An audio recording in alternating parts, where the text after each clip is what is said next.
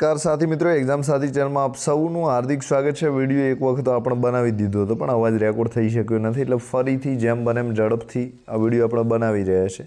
તો આમાં તાર્કિક ગણિતને લગતા જે પ્રશ્નો છે રિઝનિંગના, એ 50 પ્રશ્નો ચર્ચા કરવાની થાય છે। સાથે એક્ઝામ સાથી ચેનલ સબસ્ક્રાઈબ ન કરી હોય તો અચૂક કરી લેજો। તો જે 51 નંબરનો પ્રશ્ન છે, તો આ સહસંબંધ છે, એટલે કે જે બે રકમ આપેલી છે એના વચ્ચે જે સંબંધ છે એ જ સંબંધ તમારે અહીં ત્રીજી રકમ આપેલી છે અને ત્રીજી અને ચોથી વચ્ચે શોધવાનો છે। તો જે પહેલી રકમ આપેલી છે તો 5 × 2 બરાબર કેટલા થશે? 10 થશે। હવે બીજો સંબંધ એવો જ તમારે બીજા વચ્ચે જોડવાનો છે, તો 25 × 2 બરાબર કેટલા થશે? 50। તો આપણો જવાબ કેટલો આવશે? 50 આવશે। તો અહીં સંબંધ આપેલો જ છે, તો 5/10 તો 25 જેમ કેટલા થશે? 50 થશે। હવે 52 નંબરનો પ્રશ્ન છે, એ થી ડી આપેલા છે, તો ડી થી કયો અક્ષર આવશે? તો એ થી ચોથો અક્ષર ડી, બરાબર। બી, સી અને ડી, તો બીજો, ત્રીજો, ચોથો અક્ષર ડી છે। હવે ત્યાં ડી આપેલો છે, તો ડી થી ચોથો અક્ષર, ડી થી ઈ, એફ અને જી, તો કયો આવશે? જી આવશે। તો આ રીતે આપણો જવાબ જે છે જી આવશે। હવે 53 નંબરનો પ્રશ્ન છે, એક્સ વાય ઝેડ બરાબર શું થાય છે? ઝેડ વાય એક્સ થાય છે। તો આ એક્સ વાય ઝેડ છે એને ઉલટી રીતે લખેલા છે, એટલે કે પાછળનો અક્ષર ઝેડ છે પહેલો લખ્યો, ત્યારબાદ વાય લખ્યો, ત્યારબાદ શું લખ્યું છે? એક્સ। તો હવે એ બી સી આપેલું છે, એને આપણે ઉલટી રીતે લખવાનું।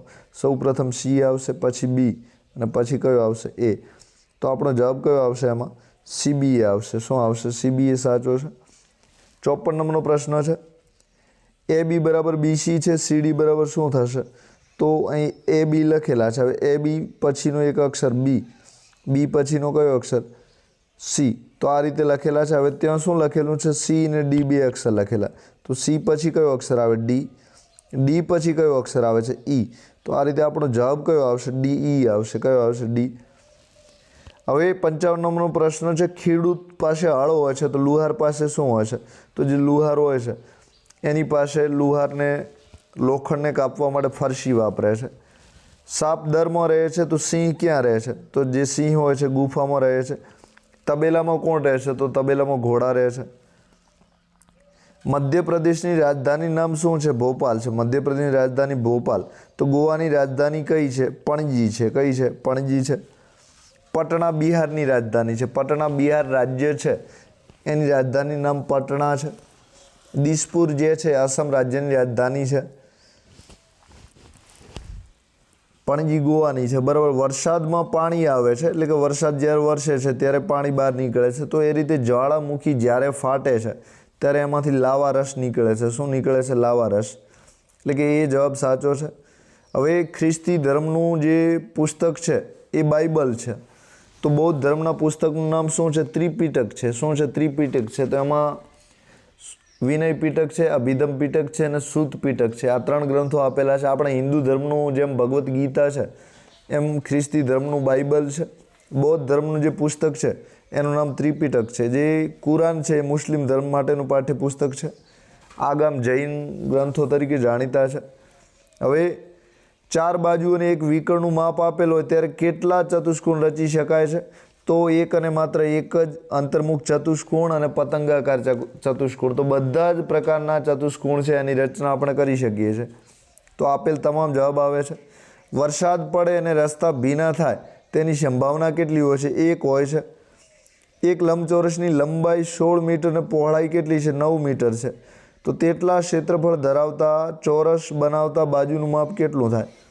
તો આ રીતે એક લંબચોરસ આપેલો છે, હવે એની લંબાઈ 16 મીટર છે, પહોળાઈ જે છે 13 મીટર છે, તો આનું ક્ષેત્રફળ લંબાઈ ગુણ્યા પહોળાઈ આપણે કરશું તો ક્ષેત્રફળ મળશે। તો 16 × 9, 13 પણ અહીં કેટલા આપેલા છે? 9 આપેલા છે।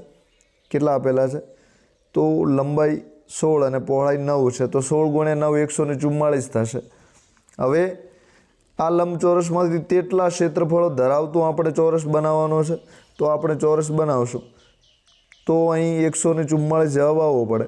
તો કઈ રીતે આવશે? તો 12 × 12 આપણે કરશું તો 144 આવશે। તો આ રીતે આપણો જે જવાબ છે એ કયો આવશે? તો આપણો જવાબ જે છે એ 12 મીટર આવશે। કયો? 12, એટલે કે સી સાચો છે। હવે 63 નંબરનો પ્રશ્ન છે, 3 સંખ્યાઓ 2, 3, 4ના પ્રમાણમાં છે અને તેમનો સરવાળો 36 થાય છે, તો તે સંખ્યાઓ પૈકી સૌથી મોટી સંખ્યા કઈ? તો હવે આના માટે આનો આપણે ગુણોત્તર કાઢવો પડશે, એટલે કે 2, 3, 4નો સરવાળો તો 9 થાય છે. કેટલો થાય છે? 9. તો 36 ભાગ્યા 9, 36 ભાગ્યા 9, તો એ સંખ્યા કઈ આવી? 4 આવી. તો 4 વડે હવે ભાગ ચાલશે. કેટલા વડે? 4 વડે. તો જે બે સંખ્યા છે એને 4 વડે ગુણવાના છે, તો 2 ચોક 8, 3 ને 4 વડે ગુણવાના છે તો 12, 4 ને 4 વડે ગુણવાના તો ચોકે ચોકે 16. બરાબર. તો 8, 12 અને 16 આવી. 8, 12, 16નો સરવાળો કેટલો થાય છે? 36. હવે એમાંથી મોટી સંખ્યા કઈ હશે? તો મોટી કઈ છે? 16 છે. મોટી કઈ છે? 16. તો આપણો જવાબ કયો આવશે? સી આવશે. 64 નંબરમાં કોઈ એક સંખ્યા 80%નું મૂલ્ય 400 હોય તો તે સંખ્યા કઈ હશે? તો 80% પ્રમાણે કેટલા થાય છે? 400. કેટલા થાય છે? 400. તો 100 પ્રમાણે કેટલા થાય? તો 0 0 જતી રહેશે. હવે 8 × 40, 8 × કેટલા થાય છે? 40. તો 5 આવ્યા. 100 × 5 બરાબર કેટલા થશે? 500. તો આપણો જવાબ કેટલો આવશે? 500. તો કોઈ એક સંખ્યાના 80%નું મૂલ્ય 40 થાય, 400 થાય, તો 100% પ્રમાણે 500 રૂપિયા થશે. કેટલા થશે? 500. ત્રિકોણીય પિરામિડમાં પાયાનો આકાર કેવો હોય છે? તો જે પાયો હોય છે એનો આકાર ત્રિકોણ હોય તો ત્રિકોણ જ હોય છે, એટલે કે એ જવાબ આવશે. હવે 66 થી 70માં જે પ્રશ્નો આપેલા છે એને તમારે ચોક્કસ ક્રમ પ્રમાણે ગોઠવવાના છે, એટલે કે બાકીના 3 જુદા પડે છે,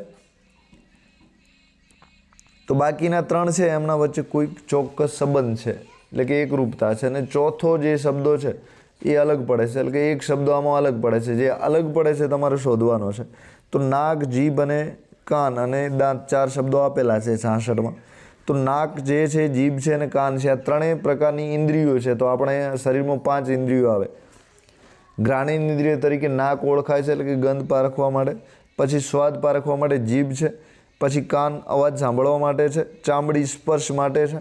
તો અને આંખ જોવા માટે છે. તો એમાં દાંત અલગ પડે છે. તો દાંત જે 5 ઇન્દ્રિયો આવે છે આમાં નથી ગણાતા. તો ડી જવાબ આવશે. 67માં જમરૂખ, કેરી, સફરજન અને તરબૂચ.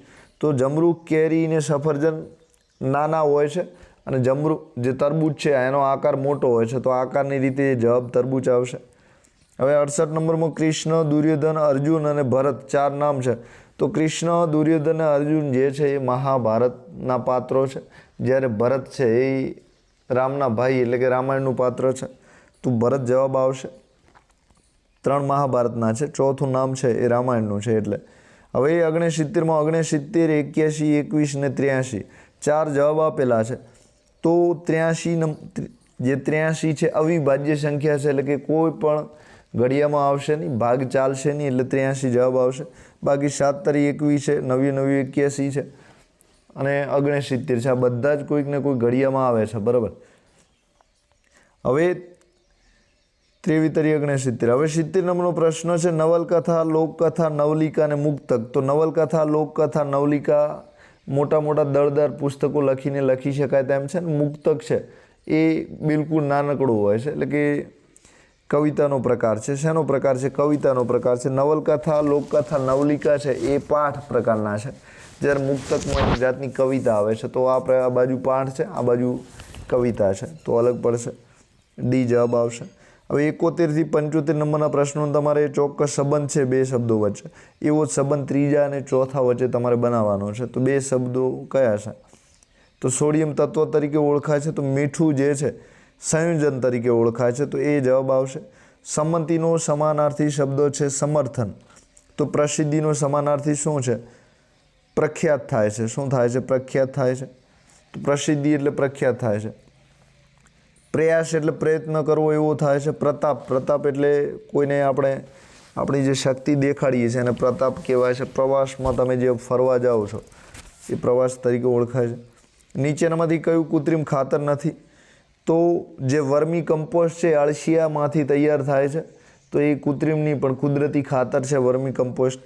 જ્યારે યુરિયા, એમોનિયમ સલ્ફેટ છે અને સુપર ફોસ્ફેટ છે, આ બધા જ ખાતર કૃત્રિમ છે, એટલે કે માણસ પોતાની રીતે બનાવે છે, કંપનીઓમાં તૈયાર થાય છે. હવે 74 નંબરમાં શર્કરાનું ખાલી જગ્યામાં રૂપાંતર થવાની ક્રિયાને આથવણ કહે છે. બરાબર.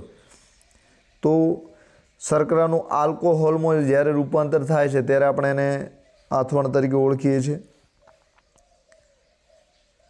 હવે 75 નંબરનો પ્રશ્ન છે, ક્લોનિંગ પ્રક્રિયા વડે કૃત્રિમ રીતે શું ઉત્પન્ન કરી શકાય છે? તો સમાન કોષ, સંપૂર્ણ જીવન અને જીવંત કોષ. તો જે ક્લોનિંગની પ્રક્રિયા છે એ માણસ જેવા માણસને ફરીથી બનાવવું હોય તો આ ક્લોનિંગની પ્રક્રિયા ઉપયોગી છે. તો આપેલ તમામ બનાવી શકાય છે. આ જે ક્લોનિંગની પ્રક્રિયા છે સૌ પ્રથમ ઘેટા ઉપર કરવામાં આવી હતી ને ઘેટાથી એના જેવું જ બીજું ઘેટું જે છે એ તૈયાર કરવામાં આવ્યું હતું. 76માં જે અવસ્થામાં બાળકના અંગોની ઓળખ થઈ શકે તેને આપણે શું કહીએ છીએ? તો જે ભ્રૂણ છે એના લીધે બાળકના કાન, નાક, પછી સ્ત્રી છે પુરુષ છે, ભ્રૂણના લીધે આપણે ઓળખી શકીએ છીએ. તો સાચો જવાબ કયો આવશે? એ તો જે બાળકની સૌ પ્રથમ અવસ્થા છે ભ્રૂણ અવસ્થા છે. કઈ છે? ભ્રૂણ. હવે નીચેનામાંથી થર્મોસેટિંગ પ્લાસ્ટિક કયું નથી? ના પાડી છે. તો જે નાયલોન છે એ પ્લાસ્ટિકના પ્રકારમાં નથી આવતું થર્મોસેટિંગમાં. બાકી પીવીસી જે પાણીના કનેક્શન કરો એની પાઇપોમાં, મેલાલાઇન અને પોલિથીન જે પ્લાસ્ટિકની થેલીઓ દુકાને તમને મળે છે એ બધામાં એ પ્લાસ્ટિકના પ્રકાર તરીકે છે, પણ નાયલોન એક દોરી તરીકે વપરાય છે. હવે 78 નંબરનો પ્રશ્ન છે, ગોઈટરનો રોગ કયા તત્વની ઉણપથી થાય છે? તો જે ગોઈટર છે એ ગળામાં થતો રોગ છે અને આયોડિન જ્યારે શરીરમાં ઘટે છે ત્યારે આ ગોઈટરનો રોગ થાય છે. તો સાચો જવાબ બી આવશે. શું આવશે? બી. એડ્સ એ કયા પ્રકારના સૂક્ષ્મ જીવથી થતો રોગ છે? તો એડ્સ જે છે એ વાયરસથી થાય છે. તો બી જવાબ સાચો છે. 80 નંબરનો પ્રશ્ન છે, સ્નાયુ બળ એ કેવું બળ છે? તો સંપર્ક બળ છે. એકબીજાના સ્પર્શ થવાથી, સંપર્કમાં આવવાથી આ બળ છે લાગુ પડે છે. 81 નંબર, નીચે આપેલા 4 વિકલ્પમાંથી એક વિકલ્પ અલગ પડે છે તે શોધો. કથકલી, ગરબા, ભરતનાટ્યમ અને ડિસ્કો.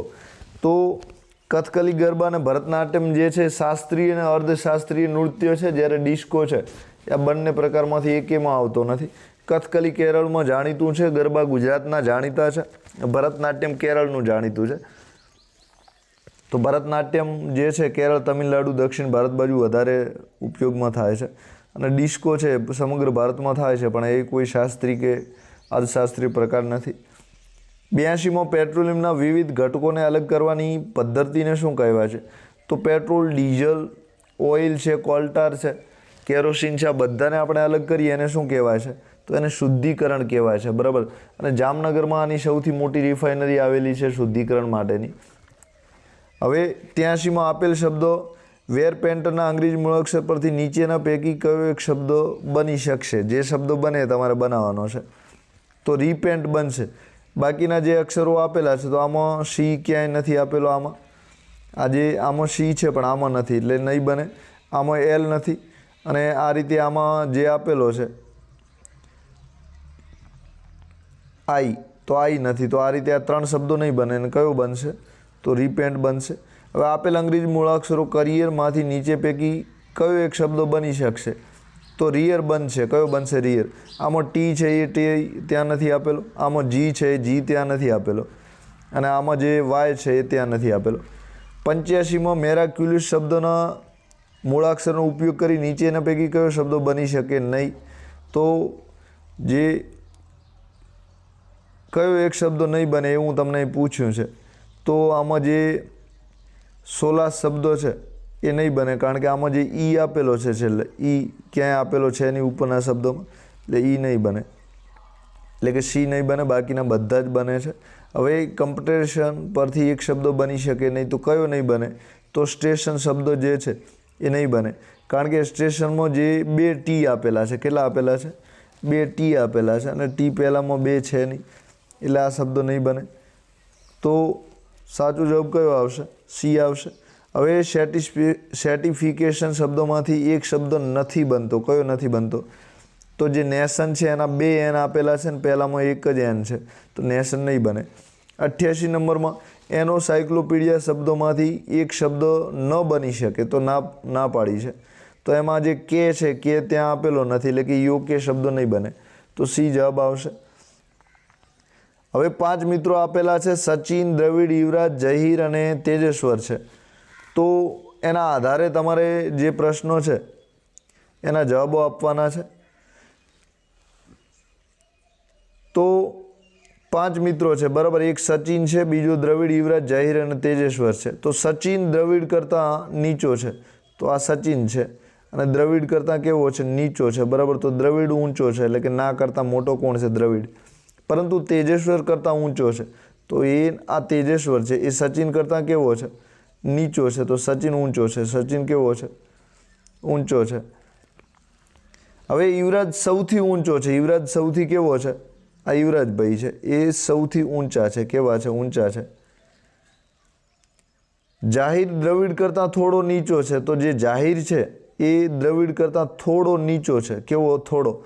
તો જે જાહિરભાઈ છે, જાહિર છે સચિન કરતાં મોટો છે અને દ્રવિડ કરતાં કેવો છે? ઊંચો છે. તો અહીં જાહિર આવશે. ત્રીજા નંબરે શું આવશે? જાહિર. તો સૌથી નાનો, એનાથી થોડો મોટો, એનાથી મોટો, સૌથી મોટો દ્રવિડ અને સૌથી વધારે મોટો યુવરાજ આવશે. તો સૌથી નીચો કોણ છે? તો અહીં તમે જોયું તેજેશ્વર સૌથી નીચે છે. જો તેમને તેની ઊંચાઈના પ્રમાણે ઊભા રાખવામાં આવે તો કોણ મધ્યમમાં આવે છે? તો વચ્ચે કોણ આવે છે? આ તેજસ ને સચિન આ બાજુ દ્રવિડ ને યુવરાજ. વચ્ચે જાહિર આવે છે. કોણ આવે છે? જાહિર. બીજા નંબરનો સૌથી ઊંચો કોણ છે? તો પહેલા નંબરે યુવરાજ છે. બીજા નંબરે ઊંચાઈમાં કોણ છે? દ્રવિડ છે. હવે જો તેમને ઊંચાઈના ચડતા ક્રમમાં ઊભા રાખવામાં આવે તો બીજા નંબરમાં કોણ આવશે? તો ઊંચાઈના ચડતા ક્રમમાં તો સૌથી નાનાથી મોટા તરફ તમારે ગોઠવવાના છે. તો તેજેશ્વર પ્રથમ નંબરે, બીજા નંબરે સચિન આવશે, ત્રીજે જાહિર, ચોથે દ્રવિડ ને પાંચમે યુવરાજ. તો સચિન આવશે. જાહિર કરતાં ઊંચો પણ યુવરાજ કરતાં નીચો કોણ છે? તો યુવરાજ. યુવરાજ સૌથી ઊંચો છે અને જાહિર કરતાં ઊંચો કોણ છે? દ્રવિડ. કોણ છે? તો દ્રવિડ આવશે. હવે કનુભાઈ મનુભાઈ કરતાં ધનવાન છે. ઇબ્રાહિમ કનુભાઈ કરતાં ધનવાન છે. ધર્મચંદ ઇબ્રાહિમભાઈ કરતાં ધનવાન છે, પણ જગતસિંહ સૌથી વધુ ધનવાન છે. જો આધુનિક ગ્રુપોમાં ફોટામાં ધન પ્રમાણે બેસવાની ગોઠવણ કરાય તો વચ્ચે કોણ બેસશે? તો 5 છે. હવે કનુ મનુ કરતાં ધનવાન છે. કનુ કેવો છે? મનુ કરતાં. તો આ કનુ છે અને આ મનુ છે. તો ધનવાન કોણ છે? કનુ બરાબર. ઇબ્રાહિમભાઈ કનુ કરતાં ધનવાન છે. આ ઇબ્રાહિમભાઈ જે છે એ કનુ કરતાં વધારે પૈસાવાળા છે. હવે ધર્મચંદ ઇબ્રાહિમભાઈ કરતાં ધનવાન છે, એના કરતાં ધર્મચંદ છે. તો ધર્મચંદ વધારે ધનવાન છે, પણ જગતસિંહ સૌથી વધારે છે. જગતસિંહ પાસે ધન કેવું છે? સૌથી વધારે છે. તો વચ્ચે કોણ બેસશે? તો બે આ બાજુ છે, બે આ બાજુ કનુ ને મનુ, અને આ બાજુ જગતસિંહ ધર્મચંદ. તો વચ્ચે કોણ બેસશે? ઇબ્રાહિમ બેસશે. કોણ? તો બી જવાબ આવશે. કયો સાચો છે? બી સાચો છે. 5 છોકરાઓ પૈકી રામ એ મનુ કરતાં ઊંચો છે પણ રવિ જેટલો ઊંચો નથી. જય એ દિલીપ કરતાં ઊંચો છે પણ મનુ કરતાં નીચો છે. તો સૌથી ઊંચો છોકરો કોણ છે? તો 5 છોકરાઓ છે. કેટલા છે? 5. તો પૈકી રામ એ મનુ કરતાં ઊંચો છે. રામ કેવો છે? રામ એ મનુ કરતાં ઊંચો છે. તો અહીં રામ ઊંચો છે. મનુ કેવો છે? તો મનુ નીકળી જશે. પણ રવિ જેટલો ઊંચો નથી. તો આ રામ જે છે એ ઊંચો છે પણ રવિ જેટલો નથી. તો હવે રવિ વધારે ઊંચો છે. જય એ દિલીપ કરતાં નીચો છે. તો જય અહીં નીકળી જશે. દિલીપ અહીં રહેશે. પણ મનુ કરતાં નીચો છે. તો આ જે મનુ છે, ક્યાં ગયા મનુ? આ મનુ. તો મનુ કરતાં નીચો છે. તો અહીં દિલીપ પણ નીકળી જશે, કારણ કે મનુ જે છે એ રવિ કરતાં નીચો છે. તો અહીં એક નામ રહ્યું છે સૌથી ઊંચાઈમાં. તો કયું રહ્યું છે? રવિ. તો આપણો જવાબ કયો આવશે? રવિ આવશે. હવે અનિલ આનંદથી વજનમાં ભારે છે. આનંદ વિજયથી વજનમાં ભારે છે. રમણ અનિલથી વજનમાં ભારે છે. તો વજનમાં સૌથી ભારે કોણ? આપણે સૌથી ભારે શોધવાનો છે. તો જે અનિલ છે એ આનંદથી વજનમાં કેવો છે? ભારે છે. તો આનંદ નીકળી જશે. અનિલ અહીં રહેશે. આનંદ વિજયથી વજનમાં ભારે છે. તો આનંદ વિજય બંને નીકળી જશે, કારણ કે આનંદ તો એમ વજનમાં અનિલ કરતાં નીચા છે બંને, એટલે નીકળી જશે. રમણ અનિલથી વજનમાં ભારે છે. હવે અનિલ પણ નીકળી જશે, કારણ કે હવે રમણ એનાથી વજનમાં વધારે આવી ગયો છે. તો વજનમાં સૌથી વધારે ભારે કોણ છે?